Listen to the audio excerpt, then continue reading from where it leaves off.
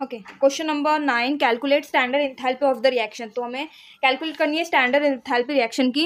ये देखो, ये जो 3 यहाँ पे गिवन है ना, वही हमारा गिवन डाटा है, इसी को गिवन में लिखना है। ओके, गिवन में यही आप लिखना है। Okay, after that to find, तो टू फाइंड करने को क्या बोला हमें, स्टैंडर्ड एंथैल्पी ऑफ रिएक्शन। ठीक है, तो स्टैंडर्ड एंथैल्पी ऑफ रिएक्शन, ठीक है, वो फाइंड करनी है। तो उसके लिए हमारे पास फॉर्मूला है, that is standard enthalpy. H को इंथैल्पी बोलते हैं। हाँ, स्टैंडर्ड के लिए वो यहाँ पे हमने नॉट लिखते हैं। रिएक्शन इज इक्वल टू क्या होती है, summation of standard enthalpy of formation, किसी फॉर्मेशन, प्रोडक्ट का फॉर्मेशन, ओके, प्रोडक्ट का formation, minus summation of standard enthalpy of formation of reactant. Okay, reactant का फॉर्मेशन।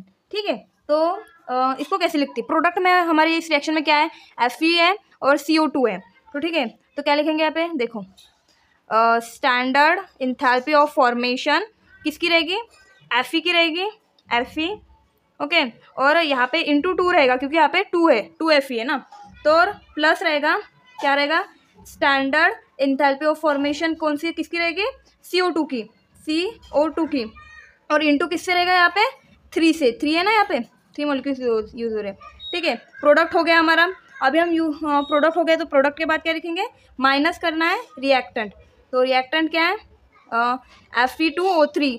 तो स्टैंडर्ड इंथैल्पी ऑफ फॉर्मेशन क्या रहेगा, Fe2O3। ओके, उसके बाद हम प्लस करेंगे, समेशन है ना, तो plus standard enthalpy of formation क्या रहेगा, CO। ठीक है, और इंटू यहाँ पे कितना रहेगा, 3, क्या है 3 मॉलिक्यूल्स है, यहाँ पे 1 ही मॉलिक्यूल्स था, तो इसलिए हमने नहीं लिखा है। ठीक है, अभी इनकी वैल्यूज पुट करेंगे, जैसे कि अरे बताओ, यहाँ पे ये वैल्यू है, इसकी वैल्यू हमारे पास है, ये देखो, CO2 की है, CO की, और Fe2O3 की भी है। ये देखो, मतलब यहाँ पे वैल्यू पुट करेंगे, यहाँ पे भी करेंगे। ठीक है, बट मुझे बताओ, यहाँ इसकी वैल्यू यहाँ पे गिवन नहीं है, किसकी, Fe की, क्योंकि Fe उसके स्टैंडर्ड फॉर्म में, यानी कि Fe मतलब डायरेक्ट क्या होता है, हमारा आयरन होता है। ओके, डायरेक्ट आयरन, इसमें कोई हमारे ये कंपाउंड है क्या, नहीं है, ये एक एलिमेंट है। लाइक देखो, यहाँ पे CO2 है, तो इसमें क्या है, कार्बन है और ऑक्सीजन है। यहाँ पे भी है Fe2O3, यानी कि आयरन भी है और ऑक्सीजन भी है। यहाँ पे भी क्या है, C और O है, कार्बन और ऑक्सीजन। ठीक है, बट यहाँ पे क्या है, डायरेक्ट सिंपली Fe है। तो Fe एक सिंपल एलिमेंट है, तो इसकी जो स्टैंडर्ड एंथैल्पी होती है वो 0 होती है, इसीलिए यहाँ पे गिवन नहीं है। ठीक है, जैसे कि अगर जो हमारा कार्बन होता है, अगर ऐसे कार्बन रिएक्शन में कार्बन होता, तो कार्बन की भी इंथैल्पी 0 होती है। ओके, लाइक O2 होता, तो उसकी भी इंथैल्पी 0 आती है। H2 होता, तो उसकी भी इंथैल्पी 0 आती है। तो यहाँ पे देखो, ये क्या है, आयरन तो है पर इन सॉलिड फॉर्म में ना, तो ये तो अपने उसका स्टैंडर्ड फॉर्म हो गया, तो वो 0 होती है वैल्यू। ओके, ऐसे कुछ मतलब 5 ऐसे कुछ एलिमेंट्स हैं जिनकी जो स्टैंडर्ड इंथैल्पी है वो 0 होती है। ओके, उनकी स्टैंडर्ड फॉर्म में। तो देखो, 2 इंटू क्या हो जाएगा, फिर यहाँ पे इसकी स्टैंडर्ड जो इंथैल्पी ऑफ फॉर्मेशन है वो क्या है, 0 है, प्लस 3 इंटू क्या हो जाएगा, ये स्टैंडर्ड इंथैल्पी किसकी है, CO2 की है, तो हो जाएंगी -393 ओके kJ मोल।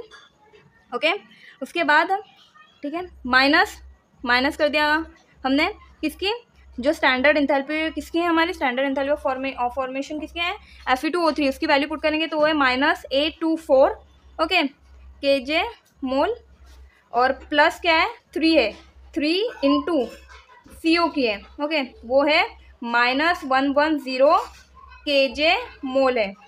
ओके, ठीक है, तो अभी देखो इसको कैसे सॉल्व करेंगे हम। सिंपली सॉल्व क्या करना है, यहाँ पे बस एडिशन और सब्ट्रैक्शन ही तो करना है। तो ये 0 2 इंटू 0 0 प्लस 3 इंटू करना है हमें 393।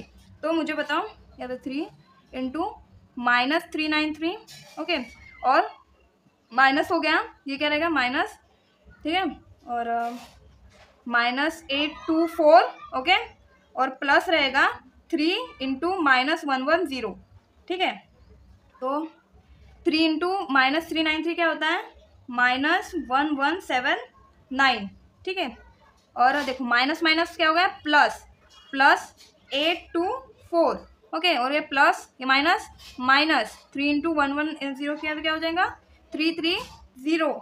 तो इनको सिंपली एडिशन करके या फिर सब्ट्रैक्ट करके, देखो इन दोनों में से सब्ट्रैक्ट करो और इसमें फिर ऐड करके, तो माइनस हमारा आंसर आ जाएगा -25 kJ। ठीक है, बहुत ही सिंपल सा क्वेश्चन था, बट कोई भी डिफिकल्टीज हो तो कमेंट्स में ज़रूर पूछिए। Thank you.